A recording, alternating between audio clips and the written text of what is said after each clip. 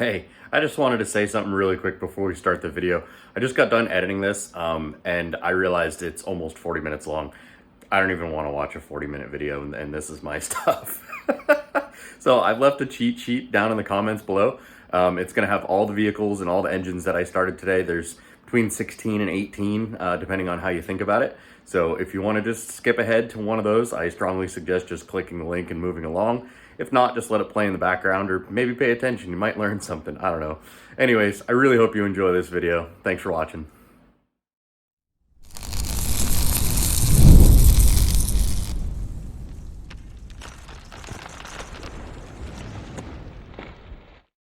Hey, how's it going? Gonna do something completely different today. I know I say that every single video, and I guess it's just I got a lot of different stuff going on. But today's gonna be fun. I've seen a lot of these online where people go through their entire collection of crap and they see what runs and drives. And honestly, most of my cars run and drive, I think. I'm fairly certain all of them will start, but we're gonna take this to a whole nother level. We're gonna start all the lawn equipment, we're gonna start the mini bikes and all of the motorcycles and everything, because I got stuff piled all over the place and it's in the wrong spot. I had to do a bunch of work to the John Deere the other day. I had a coolant leak, so it was in here making a big old mess in the garage and blah, blah. So that's done. So this guy needs to go away. The car that was in here needs to come over here. Those cars need to go where they need to go, so on and so forth. So that's what we're gonna do. It's gonna be a fun little video, just starting everything up and driving it all around and moving it. I'm gonna introduce you guys to some cars too. There's probably some things that you haven't seen, some vehicles and some equipment here that you haven't seen, and maybe some of it's interesting, maybe some of it's boring. I don't know. Let me know in the comment. I don't know that I care. I think I'm gonna go open up all the garage doors. That way I can move everything around, and then we'll start with the daily drivers, because obviously those are gonna be the easy ones, and then we'll just kind of work through everything. And I'm pretty sure at the end of this, we're gonna take those two mini bikes out and do some top speed runs today. That sounds like an awful lot of fun. So let's get to it. This is my 1993 John Deere 445. As I just mentioned, I was doing some work in here the other day. The water pump was leaking from the front, so I resealed all that. But I bought this from a buddy of mine. It's got 770 hours on it right now. No problems whatsoever. This is an absolutely amazing machine. If you don't know anything about these, they actually have a Kawasaki two-cylinder V-twin engine in them, and it's got fuel injection from 1993.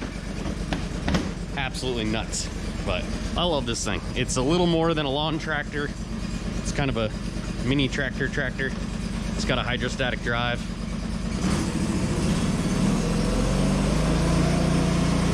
Press the pedal.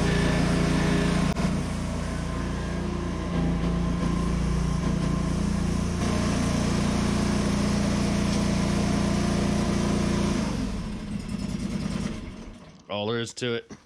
This one runs and drives. What's next? Let's do that. This is my Echo leaf blower. I actually bought this from the same guy that I bought that from. He's got great yard equipment, dude, here, and he's actually down in Maryland, just outside of Pennsylvania. But turn that on. Primer bulb, a little bit of choke, a little bit of foot. Choke off. Easy, easy. I use this all the time, so I knew that would start. That one was an easy one. All right, what next? Everybody knows this car. This is that lifted RS, and that's me. Hey, how's it going? I know how the key works. Jeez. No worries on this one. R's right up. Check engine light means everything is okay. We got reverse. We got forward. There's really nothing wrong with this car. It needs suspension. It needs an O2 sensor. It's actually why the check engine light's on, some other stuff. But for the most part, this thing is just dandy.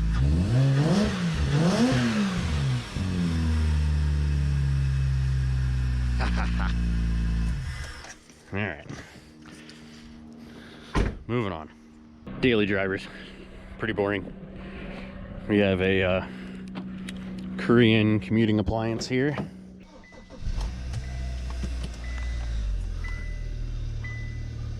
Lots of hate on the Kias, but let me tell you, Bought this car, brand new from the dealers, the cheapest Kia that they had. You know, that was a mid-size. They had the Forte and whatever that box thing is and whatever, but 85,000 miles on it almost. And I've done nothing. It's gotten regular maintenance, one set of tires. It's on the factory brake pads. We took it to the dealer once for having a fog light out, and it has had no other issues whatsoever. This has been hands down the most reliable vehicle I've ever owned in my entire life. And that says an awful lot because I've owned a lot of junk. Huh, look at this guy.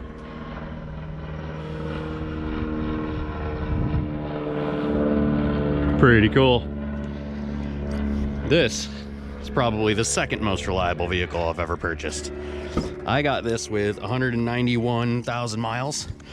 Bought it for 1,800 bucks. 2002 Chevrolet Suburban. It's got 250 something on it now. And it's just a 1500 with the 5.3, but I use it to tow that great big enclosed trailer, drag the race cars all over the place, use it to move. Drove from Colorado to North Carolina to Maryland to Pennsylvania. This thing's been to Wicked Big Meat, Connecticut, all over the place. No problems whatsoever. Never had a check engine light, never had any problems. Again, regular maintenance. I've done a few key upgrades. It's got airbags in the back for towing. It's got the Herculiner on the sides. It's got stink bugs falling out of the floorboards. Little bastards. So just did brand new brakes all the way around on this thing. Brand new tires. I put a G80 locker in the back. I have spark plugs for it that I need to do. It's got the brand new washer bottle in it and a bunch of other stuff. This thing is so easy to keep going. It's just Delco and Dorman parts all day long. And I absolutely love this truck. If you can get one from this generation, they're awesome. In 06, they went to the electric fan, which would be the only thing that I would want that this doesn't have. So on to the Toyota. This is the truck that we rescued from my buddy in Colorado. So the story with this was purchased in 1984 by his grandfather for their construction company. That's the stuff that's on the outside of the door there. Oh, come on.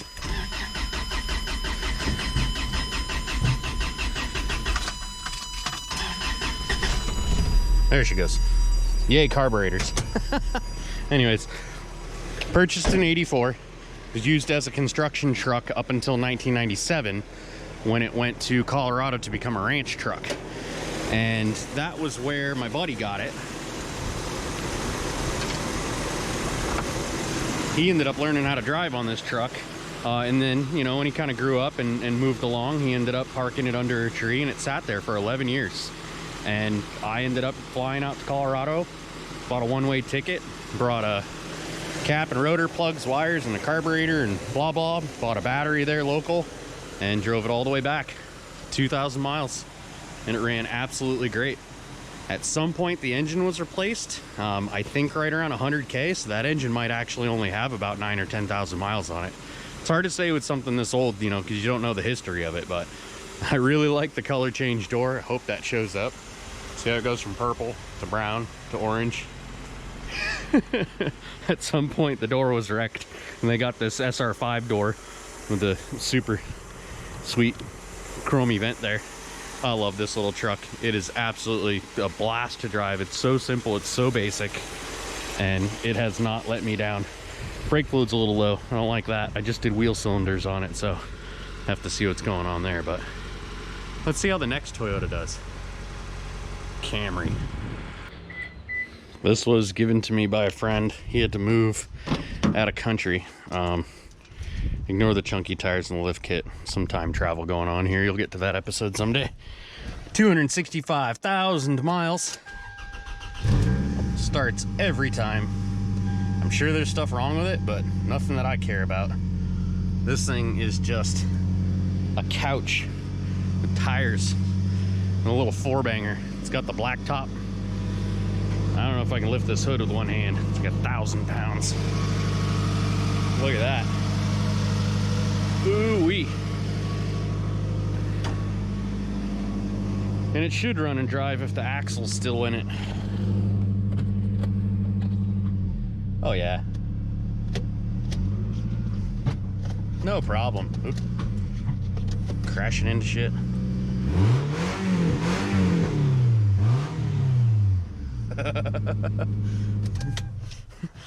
More on this crap can later.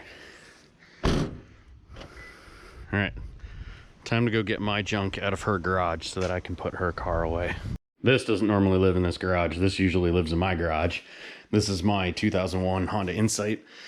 Just shy of 200,000 miles on this thing. I've had it for about 9 years. Gets 50 miles to the gallon if I try. It gets 50 miles to the gallon if I don't try. It's really, really cheap and fun to drive. If you've never seen one of these, they're just a super cool, rare car. I could talk about this car for hours. In fact, if you want to see sort of like a, I don't know, regular car review video on this, I could do that.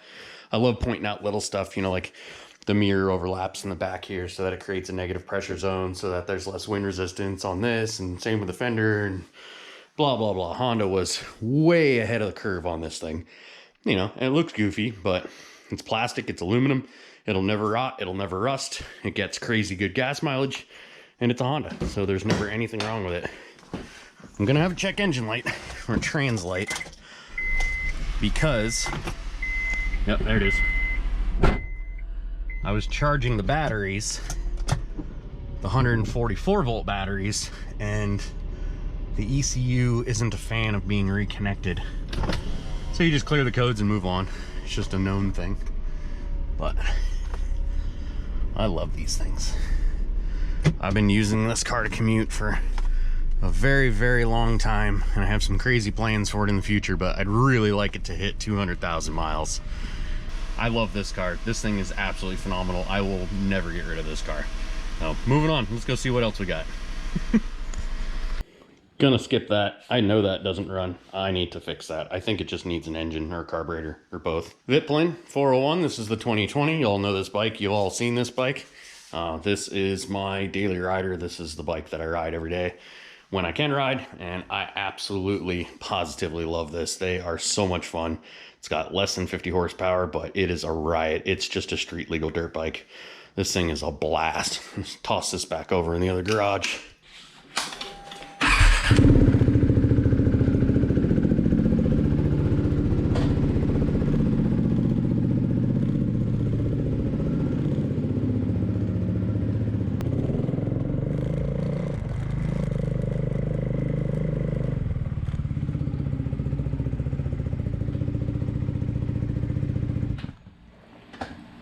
No real problems with this. Neutral's kind of hard to find. It's got some false neutrals. It's got personality. The gauge cluster doesn't work all the time. If you've watched any of the videos on this bike, unfortunately you know about all the problems, but they're cheap. I mean, they're genuinely cheap, and I'm not saying inexpensive. Inexpensive would be the right word if it didn't cost a lot of money and it was a good quality bike. These are cheap. Man, my 2018 was just such a better bike. These 2020s, I guess, I've been told they're made in India, and the quality just went absolutely in the shitter, in the toilet. So, yeah, I don't know. It's still a ton of fun, and I really like riding it. So I'll keep it until I get something different. Most likely going to get a Zero. I went and rode those a couple weeks ago. Absolutely amazing. If you get the chance to ride an electric motorcycle, do. It is something that just needs to be experienced, honestly. So, but anyways, let's keep going. There's more junk to see if it runs. All right, with one exception, everything from this point forward is going to need a battery. I usually have a battery that moves around between all the different cars. I have one Honda battery that I use for the two Hondas. And then I have that Subaru battery that actually belongs to Barry. You'll meet him in a second. And then I have a fancy AGM racing battery, which normally lives in the 818, but it's been in the rally car for the last couple of years, and now it's on the Charger. We're going to leave that alone, and we're just going to cheat and use a jump box today. Super quick. Obviously, Jake does not run and drive because there's no run and drive bits. Soon. I promise. Soon. This was only 10 years old when I got it. When I bought it, it had 200,000 miles on it. They traded it in at the Volkswagen dealer that I was a technician at, and they traded it in for $500 with tax, title, fees, docs, blah, blah, blah. I paid $750 for this car in 1998. You can be mad. It's okay. I'd buy 10 if I could do it again. It's had a lot of different engines over the years. It's been turbocharged at one point. The bumper's all cut out. It's got all sorts of goodies. It's got PFI traction bars on it. We ended up doing an all-wheel drive conversion, so that's actually a Wagovan transmission, and that goes to the little T-case that's on the back, which goes to the drive shaft, which goes to the viscous, blah, blah, and goes to rear differential. It's got axles. And the rear wheels go spinny, and it's awesome. Got the 6-speed cable transmission. Got mold all over everything because, yay, Pennsylvania. It's in the current trim that it was when Dan and I took it to H-Day. If you haven't seen that video, check it out. I'll leave a link to it, but we broke it. I broke it. There's a mouse in my pocket. Dan had nothing to do with it. It axle hopped really bad. I either broke an axle or broke a main shaft. I could have broken the clutch. It could have just fallen like in a weird false neutral, because these have a selector that's buried down in here that you can make it front drive or rear drive, or all drive, I should say. I don't know, because honestly it broke and I parked it. This was the second car that I broke at the drag strip. The 818 was the first, and I was just so bummed out that I just parked it. It's been sitting in the storage garage for quite some time. I moved it over here actually earlier this summer because I do want to start tearing into it and see what it needs. This car is legal for quite a few series just with the roll bar that it has in it. So I can do a lot more racing with this than I can with some of my other vehicles. And I'd like to get the Kirky out because that's ridiculous. You know, put a real seat in it and some real belts and get back to road racing. The last time I road raced this car, ready? That series was still going, SCCA time trials. And if you don't know, that was discontinued in 04 or 05, and I think it's Take Back the Night or something else now. But I mean, we have NASA, you have Global Time Attack, you have Grid Life, you have all these other events now, and back then we didn't have any of that. You just raced with the SCCA, and that's what I did, and that's how I built this car and made it all-wheel drive at PFI 20 years ago. I haven't really touched it since. You know, it's had a few things, but it's just kind of followed me around, and it needs love. It's got rust, and I got rust in the, you know, in the A-post here where the windshield meets. That needs to be fixed, and there's stuff that needs to be done. Fenders all bent up. There's two 20-year-old fenders, sort of fits, chilling in the back of this thing. It's literally been chilling in the back of this thing for a decade. So, but anyways, enough of me jabbering. Let's hook the battery up and see if this thing starts. I know it's not going to run and drive, but it should start just fine. There we go.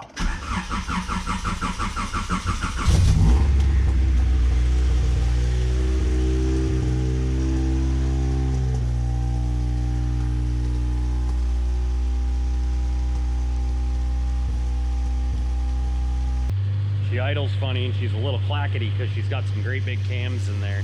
Let me shut it off actually. I always forget how loud this car is.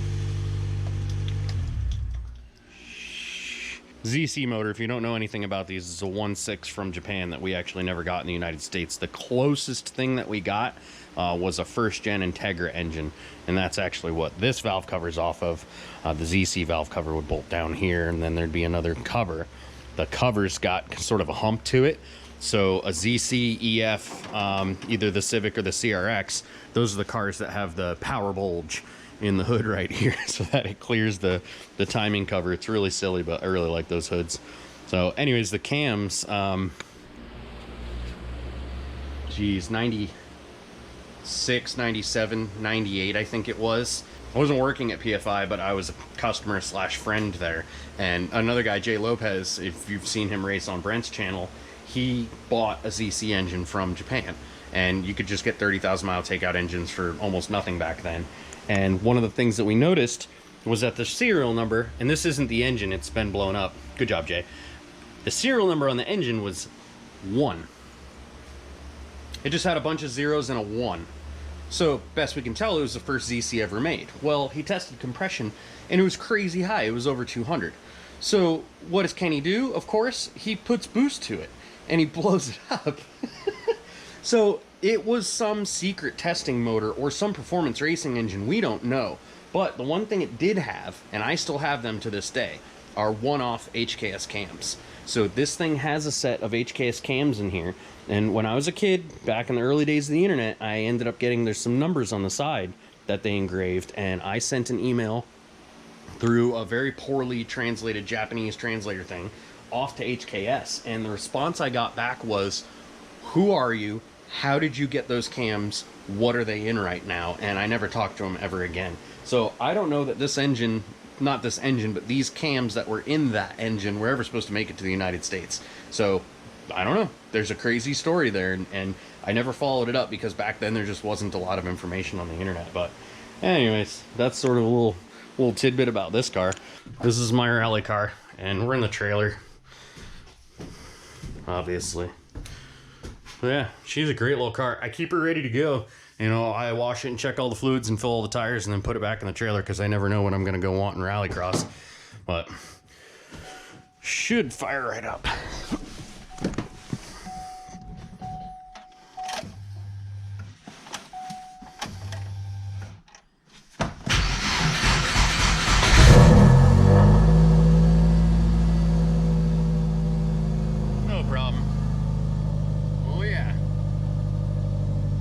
About SAFCs.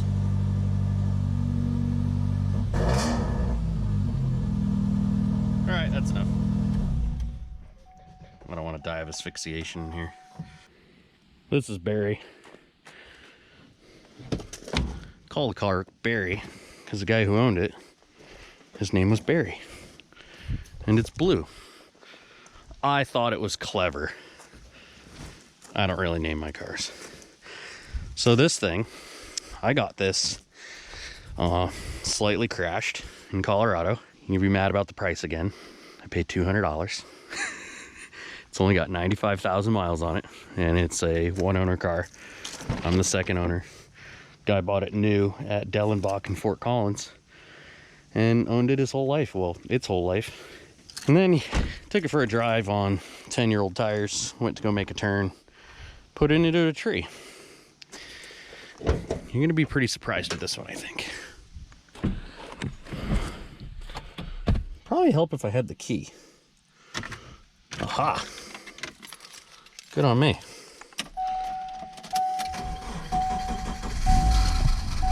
No problem. Now it won't stay running because there's no belts. But she purrs like a kitten. That belt got tossed, so there's no alternator, so it'll just die. But she runs and drives. I've actually driven it around the block. It's really hard with no power steering. This doesn't work at all, but we got reverse. We got forward. This is a great car. Plan for this, obviously, need to fix a crash repair. I've got a bunch of JDM bits. I've got a JDM front bumper. I've got a JDM aluminum hood. I got a new cover off another car. And then I got a buddy who's actually got a body shop over on the eastern side of the state. And might be a winter project one year, you know, just tear it all down and bring it over there and fix it. And I just want to put it back on the road and enjoy it. I know it's an automatic, but an automatic can be swapped out in a weekend. I mean, it's not really that hard. Long way out. We'll get to that one when we get to it. But all right, grab Mr. Battery Pack and keep moving right along. Doing pretty good so far. All right, we're on the home stretch here. Got a silly one. Let's do the snowblower. I need to fire it up anyways. My favorite things about this snowblower, I got this thing from my dad. It's got 120 volt electric starter. So you just plug that guy in, and then we should choke slow, lento, right there, and primer. I don't feel like it's doing anything. It's got gas. Let's see, key on, and this thing is so violent and scary, but press that.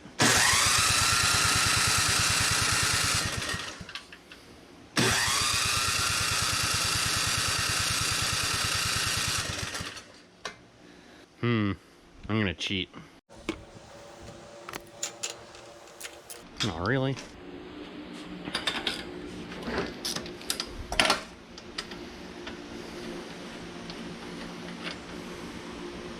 Yeah, plug's dry.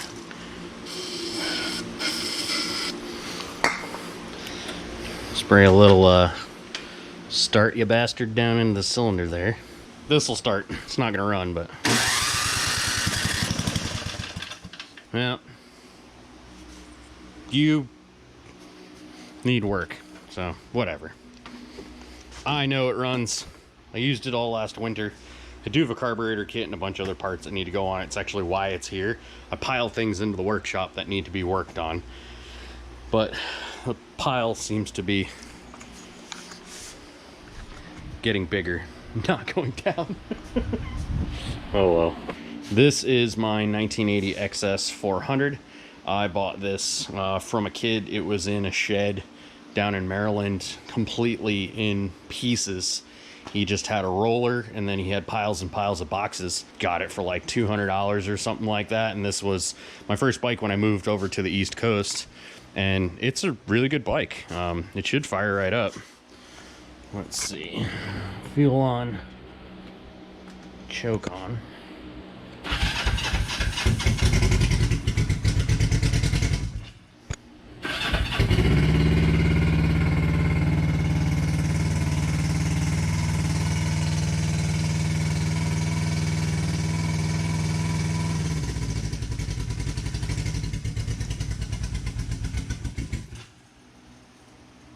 It runs, it drives. Take my word for it. It's for sale on Craigslist if you know anybody. Moving on. 818. I have a lot of videos of this car on the channel, but no like actual videos of this car on the channel. I got some raw racing footage and some other stuff, but this thing was built for Spectre Performance. Banner back behind here. Blah blah, Spectre. K&N. It was actually in the K&N intakes booth at SEMA 2014. So that's where this car comes from. Built it in 70 days. It's 2,000 pounds, 400 horsepower, mid-engine, rear drive, Subaru powered. It's got a Garrett 3071 on it. 5-speed transmission built by Zach at ZF Design. You know Zach. It's got some goodies. It's got some bolt-ons and stuff, but it's a hybrid bottom end. So it's a 2.5 short block with 2-liter heads that have been combustion matched. BC 280 cams. ID 1300 injectors. It runs on ethanol, E85, blah blah. It's fun. It's been down for a really long time. It's filthy dirty.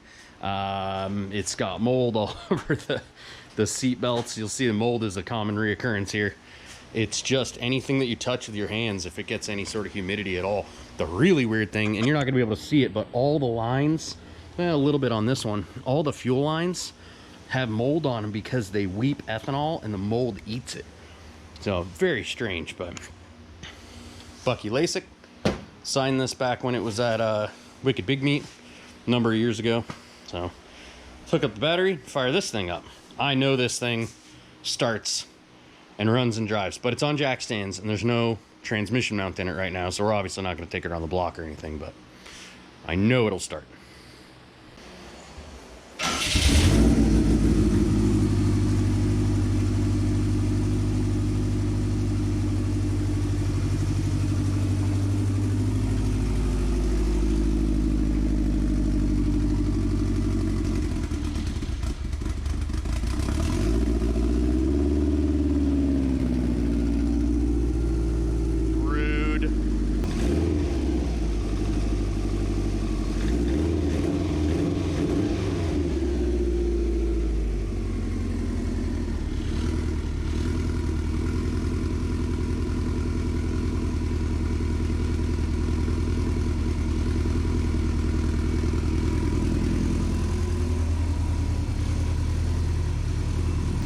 She's not gonna chop today. You'll just have to take my word for it. This thing's got a nasty chop sometimes. So, yeah, there's the 818. What's left? All right, last but not least, mini bikes. Switch on, choke on. Don't use that switch anymore.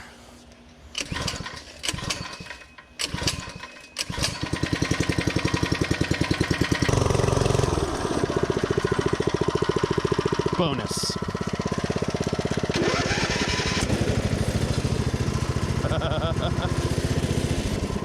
That thing is fun, but man is it slow. Might try and get it out actually onto a real road and stretch its legs and see how fast it goes. My guess, 25. We'll see what happens. Now this thing I know does 45. And it is Not always awesome to start, but we're gonna try anyways.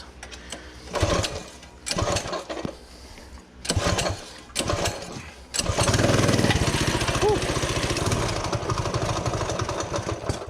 Really?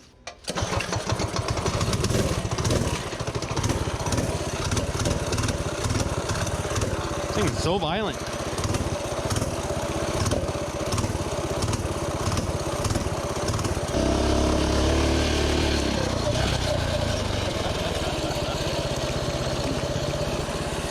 Oh man.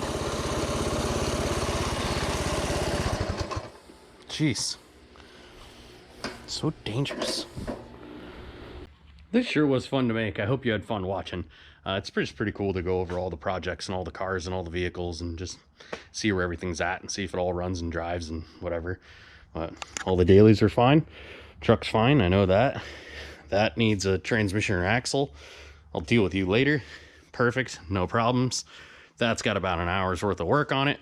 That thing's fine. I think it needs an oil change, but whatever. Old motorcycle's great. Lawn equipment's great. Rally car's great. Lifted car's great. Camry's a Camry, so you knew that ran and drive. Ran and drive. Runs and drives. Run, ran, and drove. Whatever. I think I'm going to load these guys up. Probably head out to Mexico and see how fast I go. This is going to be the best part of the video.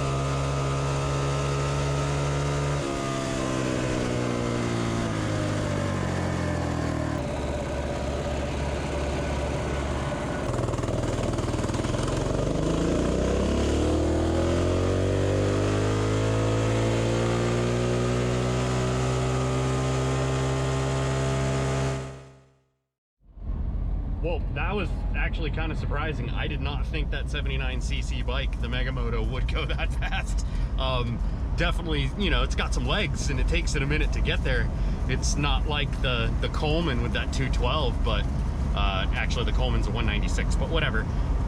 That was impressive. 33-ish miles an hour, not bad at all. I'm pretty impressed with that. So quite a bit better than the electric engine, unfortunately, but we'll get there. We'll get there.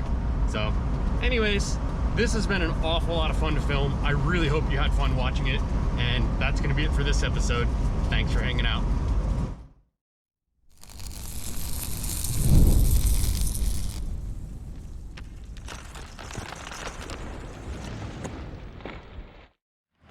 All right, I just had to stop.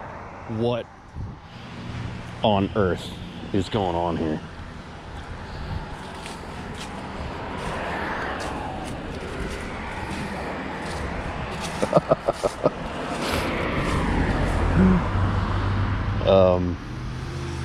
Wow, that's awesome.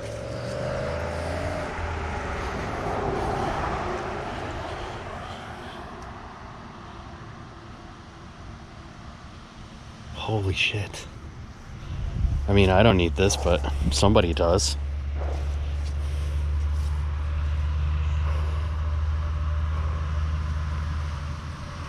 All right, Kyle, this is your next project. I'm gonna buy this and drive it down to Florida for you.